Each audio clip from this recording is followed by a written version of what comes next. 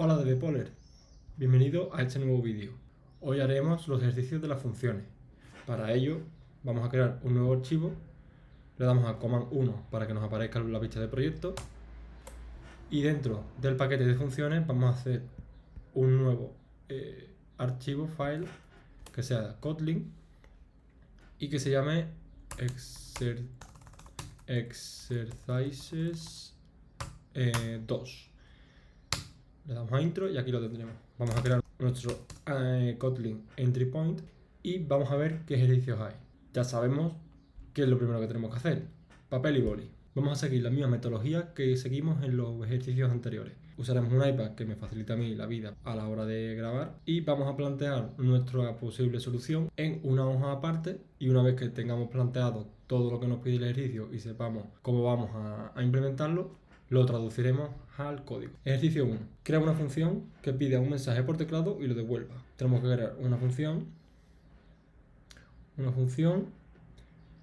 y la función lo que tiene que hacer es pedir por teclado, vamos a ponerlo en una nueva línea y vamos a sacarlo de aquí para que sepamos qué es lo que hace, qué es lo que vamos a hacer, lo realiza la función y no el programa principal. Y lo que hace la función es pedir mensaje por teclado. Pedir por teclado. Y ahora, una vez que tenemos que hacer, devolverlo. Perfecto. Devolver el mensaje. ¿Vale? Una cosa sencillita. Volvamos al código. Vamos a quitar la lista de proyectos, que ya no nos hace falta. ¿Y qué teníamos que hacer? Crear una función que diga que pedía por teclado un mensaje y lo devolvía. Pues vamos a poner return message. Abrimos bloque de código y cerramos bloque de código. Y aquí pedimos mensaje. ¿Cómo pedimos mensaje? Si no te acuerdas, fácil. Para el vídeo, búscalo y recuérdalo. Message es igual a readln. Si os acordáis, para hacerlo un poco mejor, antes escribíamos un mensaje que no era con print ln, sino sin salto de línea, para aclarar al usuario qué íbamos a hacer. Introduce tu mensaje. Espacio. Con readln leíamos el mensaje, nos devolvía esta función. Si ponemos aquí el ratón, devuelve un tipo string. Por lo tanto, mensaje es de tipo valMessage string. ¿Qué tendríamos que hacer entonces? Devolver el mensaje dado. Nos da un error. ¿Qué nos dice? Dice que los tipos no concuerdan. Se requiere unit, que unit es lo que devuelven todas las funciones si no devuelven nada, es de tipo unit lo que devuelven, pero se ha encontrado un string, porque le estamos diciendo aquí que devuelva un mensaje. Sin embargo, en la firma de la función no le estamos diciendo que devuelva nada. Si pusiéramos un unit, ¿vale? Nos lo dicen gris. ¿Por qué? Porque no es necesario que lo pongamos, porque es redundante. Porque si no devolvemos nada, el unit es el que se devuelve. Pero claro, nosotros no queremos devolver el unit, nosotros queríamos devolver un string, que es el tipo de mensaje. Ahora, ¿qué pasa? ¿Qué nos falta? Pues tendríamos que llamar a la función return mensaje y esto nos devuelve un string. Pero ¿qué pasa? Que hay que recuperarlo. Val mensaje es igual a return mensaje. Print ln mensaje. Vamos a ejecutar esto. La primera vez sabemos que tarda un poquito más. Introduce tu mensaje. Pues este es el primer ejercicio de funciones. Y lo imprimimos por pantalla. Perfecto. Antes de seguir, para el futuro, vamos a poner el enunciado del ejercicio. Y vamos a aprender una nueva herramienta que nos provee Kotlin, que se llama kdoc, que es para documentar. ¿Cómo podemos documentar una función, por ejemplo? Es parecido al comentario multilínea, pero en vez de poner un asterisco, pondremos 2. Y el color habrá cambiado a verde. Si ahora le damos a intro, se cierra automáticamente. Entonces, en la primera línea vamos a poner ¿qué hace la función? Devuelve un mensaje un mensaje obtenido por standard input stream. Ahora, ¿qué podríamos poner más? Podríamos poner parámetros. Como esto no tiene parámetros, no lo ponemos. ¿Qué es lo que hace? Devolver. Pues si ponemos @return, podríamos poner ¿qué es lo que devuelve? Devuelve a message given with read_ln, por ejemplo, para hacerlo un poco distinto. With read_ln function. Si nos ponemos encima de print, aquí nos describe esta función. Dice imprime el mensaje dado por el standard output stream. Read_ln, lo mismo. Aquí nos está diciendo la descripción. ¿Qué pasa? Que nosotros también podemos hacer eso en nuestras propias funciones. Para que esta documentación sea un poco distinta, vamos a copiar aquí el enunciado del ejercicio. Ejercicio 1. Pide por teclado un mensaje y devuélvelo. ¿Vale? Esto obviamente lo que tendríamos que poner aquí es qué es lo que hace la función. Pero bueno, vamos a hacerlo un poco distinto esta vez ya que estamos haciendo ejercicio. Y si nos ponemos el teclado de nuevo encima del nombre de la función, nos pondría ejercicio 1, pide por teclado un mensaje y devuélvelo. Ejercicio 2, papel y boli. ¿Qué nos dice? Crea una función que dada la base y la altura calcule e imprima el área de un triángulo. Ejercicio 2. Tenemos que crear una función que reciba como parámetro de entrada base y altura. Base y altura, ¿qué tipo de datos pueden ser? La base de un triángulo y la altura pueden ser números reales, es decir, pueden ser números con decimales. Pues vamos a poner que los tipos van a ser double. Parámetro de salida. Hemos dicho que ninguno. Ninguno porque la función es quien se encarga de imprimir por pantalla. Va a calcular el área de un triángulo. Y luego va a imprimirla. Por lo tanto, no hace falta según los requisitos del ejercicio.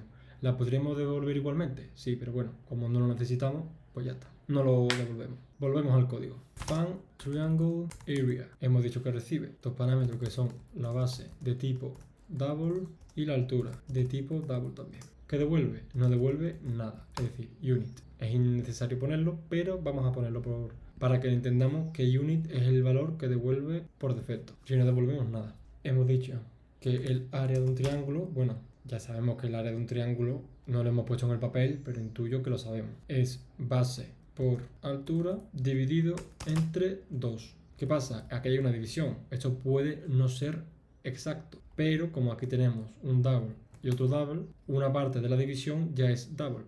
Es decir, que la división va a ser double. La división es double porque uno de un elemento es double. Vamos a imprimirlo por pantalla. Print ln, el área del triángulo de base $base y altura $altura es 2 puntos y ponemos area. Ejecutamos esto. Introduce tu mensaje. Te voy a comentar para que no me vuelvas a pedir un mensaje.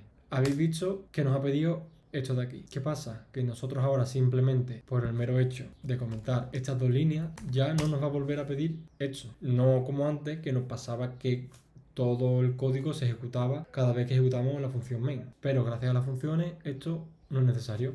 Y también si nos hemos fijado aquí no imprime nada porque no hemos llamado a la función.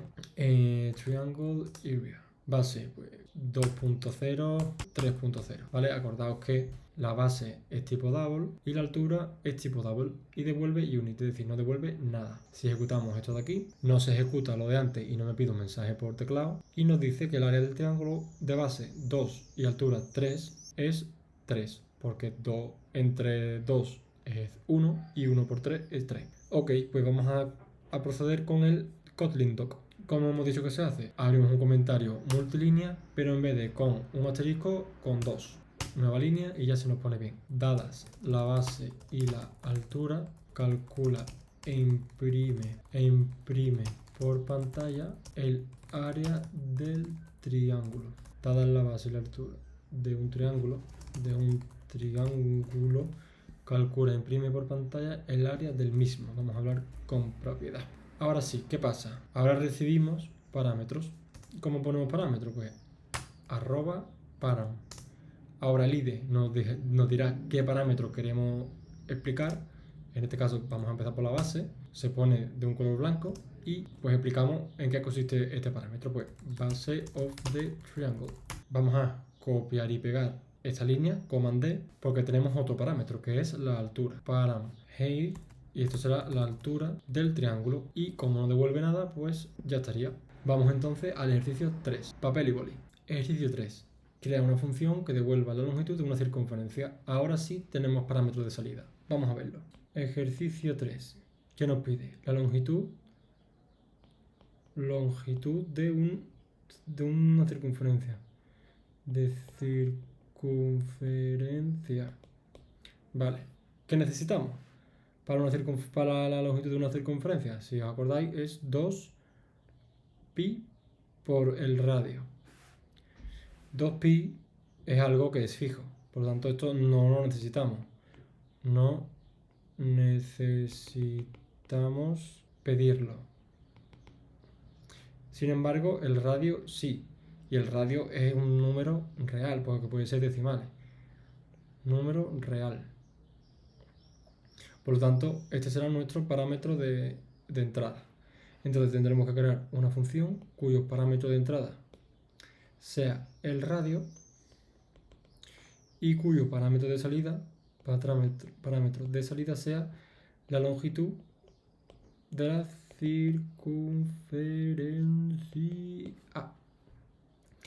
Perfecto. Volvamos entonces al código. Hemos dicho que la fórmula es val length es igual a 2 por, vamos a poner el número pi, 3,14 por el radio.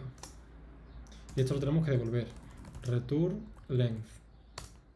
Aquí nos da el error, ¿por qué? Porque nos está diciendo que se ha encontrado un double, es decir, estamos intentando devolver un double, pero la función requiere unit, es decir, no requiere nada. Pero nosotros, ¿qué es lo que queremos? Que devuelva. Entonces tendremos que poner que la función requiera double. ¿Cómo lo hacemos? Pues aquí ya sabemos que vamos a devolver un double, así que lo ponemos. Y ya no estaría el error. Si ejecutamos esto, ¿qué pasará? Aparte de que no se ejecute porque no le hemos llamado. Vamos a poner aquí circle length y vamos a ponerle de radio pues 3, por ejemplo, 3.0, porque es un double. Ejecutamos esto de nuevo y dice que el área del triángulo de base 2... Ah, no se ha ejecutado. ¿Qué ha pasado? Claro, ¿qué es lo que ha pasado? Pues que no hemos recuperado el valor. Pues vamos a recuperar el valor. Val length, circle length es igual a esto. Y ahora vamos a imprimirlo por pantalla. Print ln, mensaje. El área del círculo es $circle length. Perfecto. Vamos a ejecutar esto. El área del círculo es 18,84. Perfecto. Dos cosillas antes de continuar. Primero, no hace falta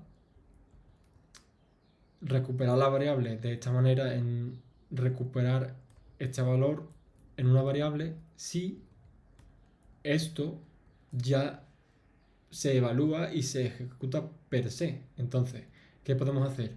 Lo podemos poner aquí directamente y nos ahorraríamos esta declaración. ¿Cómo lo ponemos? Pues circle length, vamos a llamar aquí directamente a la función, que sería 3.0. ¿Qué pasa? Que dólar solo coge una palabra. Si es más de una palabra y tiene algún símbolo, como por ejemplo abrir paréntesis, ¿cómo podemos hacer que coja todo esto? Pues sencillo. Tenemos que marcar todo lo que queramos surroundear, todo lo que queramos encapsular, por así decirlo, y tendremos que darle a las llaves. Si le damos a las llaves, nos abre y nos cierra las llaves, un bloque de código, y este bloque de código ya nos dejaría nos dejaría la función. Si borramos esta línea ahora, la 12, y lo volvemos a dejar como antes, que no nos daba error, os voy a explicar por qué. Si dejamos esto aquí, circle length no existe, porque hemos borrado la línea 12, la línea anterior. Claro, ahora sí que nos chirría un poco más. Entonces tendríamos que hacer lo que hemos comentado de poner una apertura de llave y un cierre al final de la expresión. Entonces, de esta manera, si ejecutamos, se ejecuta perfectamente y nos da el mismo resultado.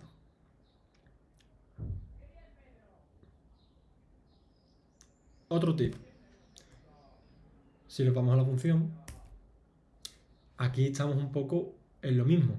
Si ya esto per se ejecuta,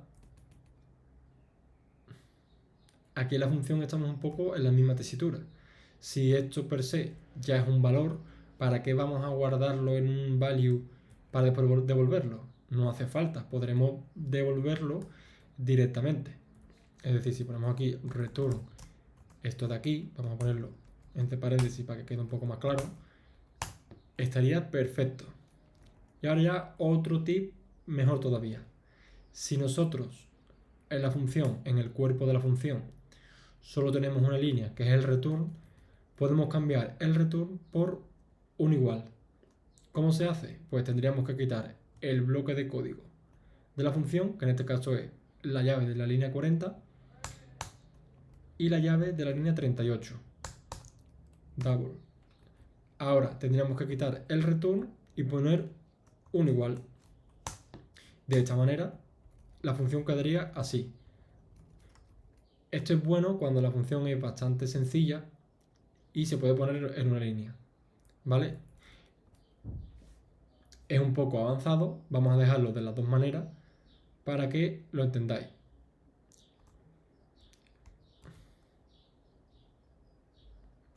Además, el tipo de retorno lo podríamos cambiar porque va explícito en esta expresión.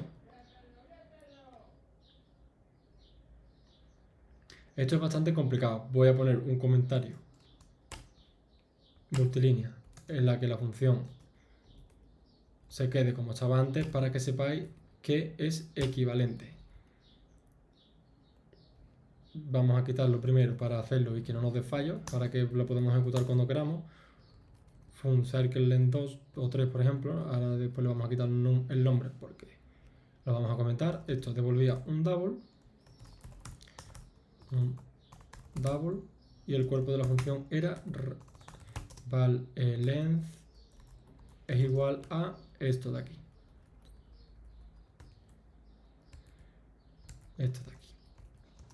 Lo copiamos y lo pegamos y ahora return esto de aquí. Perfecto, pues vamos a poner aquí, vamos a comentarlo con un multilínea. Esto por aquí y esto aquí. Perfecto, y vamos a poner ahí. Esta función es exactamente lo mismo que la siguiente sin comentar, para que sepáis que esto es exactamente lo mismo. Esto se puede a esto se le puede meter Java 2, pues obviamente sí. ¿Qué hace esto? Pues ejercicio 3. Recuerdo, aquí obviamente no se pone el enunciado del ejercicio, sino se pone lo que hace en resumen la función. Pero como son funciones muy sencillas y se explican por sí solas con los parámetros y la devolución, pues vamos a ponerlo por aquí. Vamos a poner por aquí el enunciado. El ejercicio 3. Calcula el radio, calcula la longitud de la circunferencia dado el radio.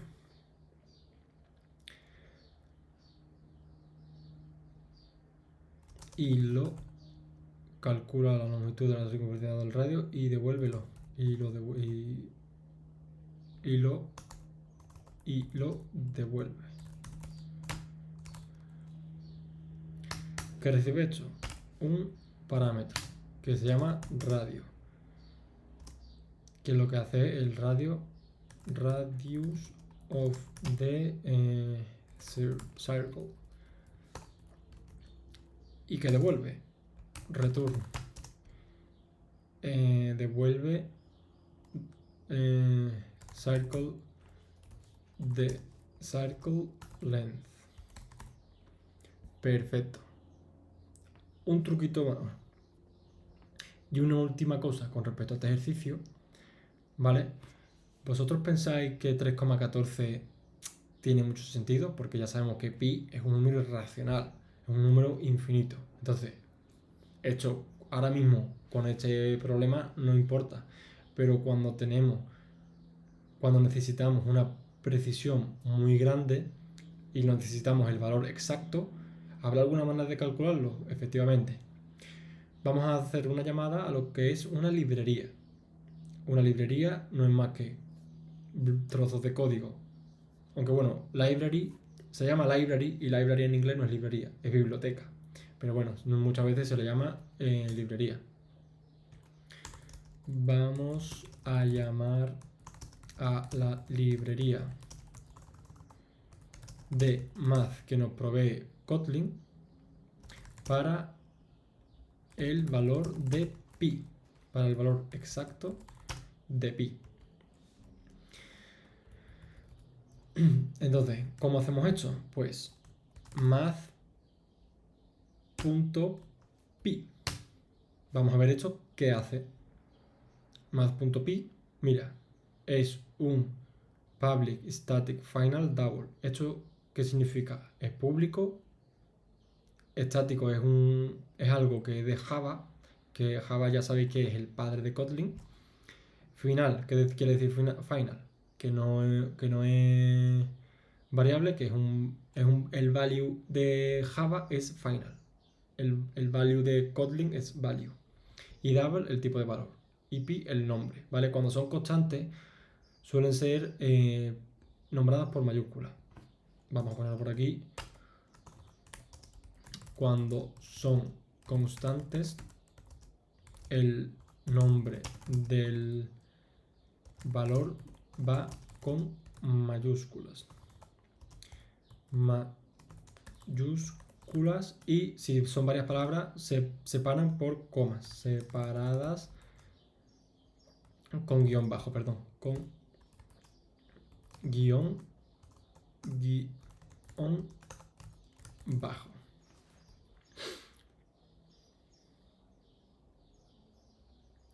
Si ahora vamos a control B en el nombre de la función para ver dónde se llama, vamos a ver aquí que dice, vale, public function, se llama longitud de circle length, recibe un radio que es de tipo double y devuelve un double. ¿Y qué hace la función? Pues calcula la longitud de la circunferencia dado el radio y lo devuelve. Bueno, aquí sería y la devuelve, porque lo que devuelve es la longitud. Vamos a cambiarla ahora. ¿Qué parámetro recibe? Pues el radio, que es el radio del círculo, y devuelve la longitud del círculo. Vamos entonces con command B y vamos a poner aquí en la definición, en el Kotlin doc, vamos a poner calcula la longitud de la circunferencia y la devuelve. Devuelve la longitud. Vamos al ejercicio 4. Papel y boli. ¿Qué dice el ejercicio 4? Crea una función que devuelva si un año es bisiesto o no. Vamos para allá. Ejercicio 4. Lo que es la implementación de la función es fácil porque simplemente nos está pidiendo un año bisiesto o no, es decir, una fórmula. Ahora, vamos a ver cómo sabemos si un año es bisiesto o no. Esto no lo sabemos, tendremos que buscarlo por internet. Una vez buscada la información, sabemos que un año es bisiesto si cumple dos condiciones. La primera, que es divisible por 4, divisible por 4, y la segunda, no divisible entre 100, excepto si es divisible entre 400. Es decir, que no es divisible entre 100 o divisible entre 100 y 400. Aquí tenemos las condiciones. Vamos a ver esto con unos cuantos ejemplos. Empecemos por año 2000, que sabemos que es bisiesto. El año 2000, ¿divisible entre 4? Sí. Entonces, primera condición la cumple. Primera condición con el check verde. Segunda condición, ¿divisible entre 100? ¿Divisible entre 100? Sí. Por lo tanto, tiene que cumplir esto de aquí abajo. ¿Es divisible entre 100? Ok. Sí. Entonces, ¿divisible entre 100? ¿Divisible entre 400? Pues sí. Por lo tanto, como cumple la primera condición y cumple la segunda, es un año bisiesto. Cumple la segunda. Por lo tanto, es un año bisiesto. Vamos a probar, por ejemplo, con el año bisiesto siguiente, que sería 4 años después, 2004. ¿Es divisible entre 4? Sí. La primera condición la cumple. ¿Es divisible entre 100?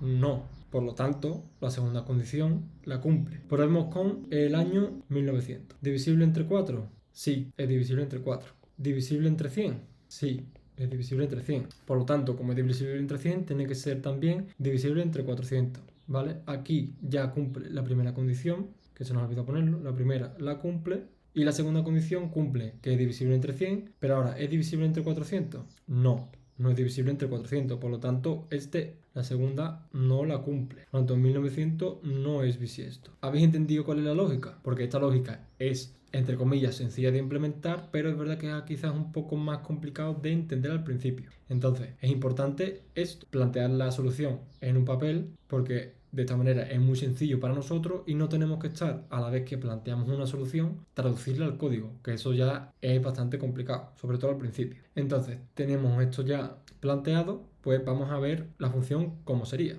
Es bastante simple. Tendremos que hacer una función que reciba como parámetro de entrada un año cual sea. ¿Qué año lo vamos a meter?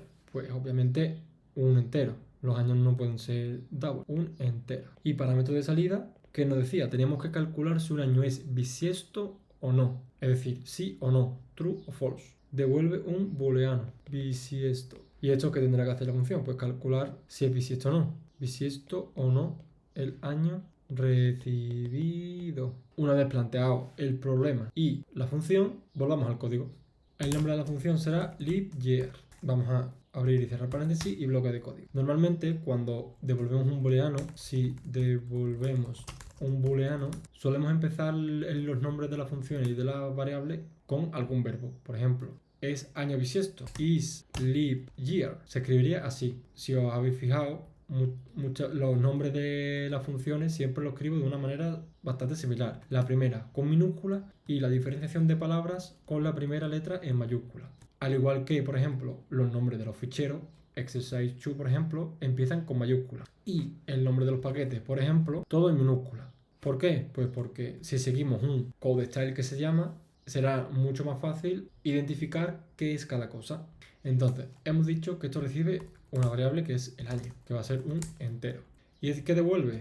Hemos dicho que es un booleano. Hay dos condiciones. Vamos a separarlas y después las unimos para atomizarlas y que nos sea más sencillo. Vamos a ponerle, por ejemplo, first condition, que la primera condición era que el año sea divisible entre 4. ¿Cómo sabemos si un número es divisible entre otro número? Pues si el resto es 0.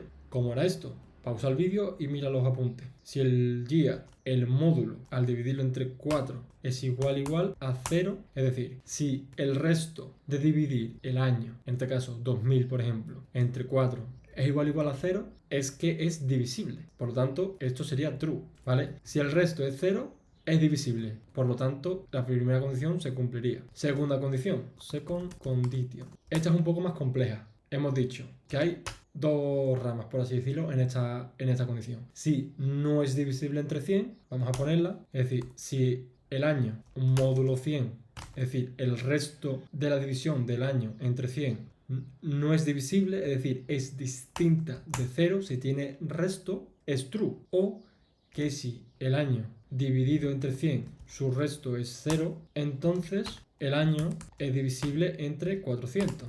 ¿Vale? Vamos a aplicarla paso a paso. Vamos a ponerla en líneas distintas para que nos sea mucho más sencillo. Y vamos a hacerlo con paréntesis. Esta es la segunda parte, así que lo vamos a poner entre paréntesis. Vamos a intentar traducirlo al lenguaje humano. La primera condición dijimos que el año, si lo dividíamos entre 4, tenía que ser una división entera, es decir, si el resto de dividir el año entre 4 tiene que ser 0.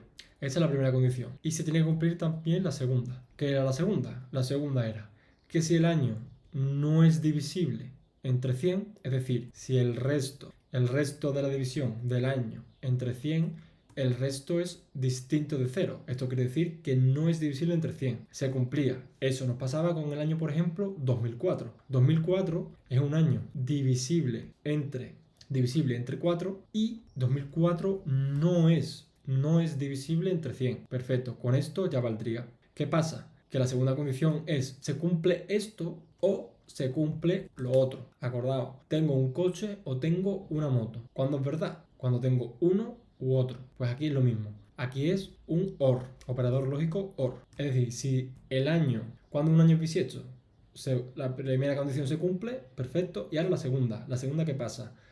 Es un OR. ¿Por qué? Porque o el año no es divisible entre 100, como le pasaba a 2004, que no es divisible entre 100, por lo tanto es bisiesto, porque aparte de que no es divisible entre 100, es divisible entre 4. Y aparte, si esto no se cumple, es decir, que el año es divisible entre 100, que es lo que le pasa al año 2000, se tiene que dar esta segunda condición. O sea, esta segunda condición de la segunda condición, que es que el año, obviamente, es divisible entre 100, porque que el año es divisible entre 100 y si es divisible entre 100, entonces tiene que serlo por 400. Es decir, que el año módulo 400, el resto de la división del año entre 400 tiene que ser 0. Esto sería el algoritmo. Entonces, ¿qué tendríamos que hacer ahora? Pues isLeapYear es igual a que se cumplan las dos condiciones. First condition, que no lo hemos puesto bien. First condition y la segunda, second condition. Y esto lo tenemos que devolver. Return isLeapYear.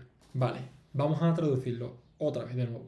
Un año es bisiesto si se cumplen dos condiciones, la primera y la segunda. ¿Cuál es la primera condición? La primera condición es que el año sea divisible entre 4. Vamos a probarlo con el año 2000. Primera condición, 2000 entre 4. Vamos a poner 2000 entre 4 es igual a 0. Sí. Segunda condición, ¿el año 2000 entre 100 es distinto de 0? No. Es igual a 0 porque 2000 es divisible entre 100. Por lo tanto, esta condición no se cumple. Pero como tenemos aquí el operador lógico OR, vamos a intentar que no tengo un coche. Es decir, la primera parte no se cumple. Pero vamos a ver si tengo una moto. Y con eso me valdría porque estamos con el operador lógico OR. Vale, no tengo un coche. Por lo tanto, tenemos que ver si se cumple esta parte. Esta parte, ¿es 2000 divisible entre 100? Pues obviamente sí, porque sí. Arriba no lo era, si lo es aquí. ¿Es igual a 0? Sí. Ok, pues entonces, si esto se cumple, entonces tiene que cumplirse que 2000 módulo 400 es igual a 0. Sí, 2000 módulo 400 es 0, porque 2000 entre 400, la división es exacta. Por lo tanto, no se cumple esta primera condición, pero sí se cumple esta segunda. Por lo tanto, el año 2000 es bisiesto. Vamos a reusarlo pero con otro año. El 2004 hemos dicho. Primera condición. Vamos a hacerlo en los comentarios. El 2004. Módulo 4 es igual a 0.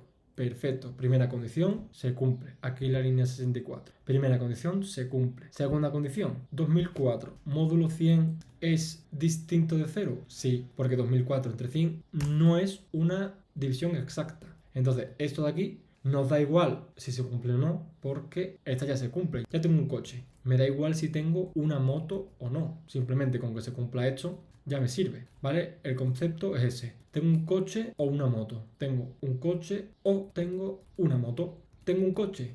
Sí, porque está aquí. Sí, tengo un coche. Por lo tanto, la moto me da igual porque yo sé que second condition se cumple. Second condition, true. Vamos a probarlo ahora con el 1900, que es el otro ejemplo que hemos visto, para que una u otra cosa se cumpla. 1900. ¿Es divisible entre 4? Sí, perfecto.